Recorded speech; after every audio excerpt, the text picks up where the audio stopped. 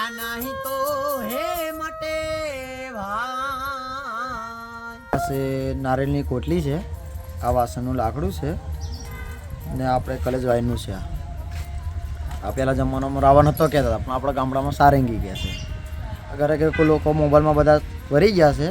આપણે ગામડામાં ફરીએ તો કેવું કે રાવણ હતો સારંગી આપણે વગાડે, સંગીત સુર લાગે લોકો ભૂલી ના શકે એના માટે આપણે ગામડામાં સંગીત વગાડી શકીએ છીએ. કોઈ બી સંગીત એમાં ચડાવી શકીએ છીએ આપણે, કંઈ ભજનમાં કે ગમે તે સંગીત ચડાવી શકીએ છીએ.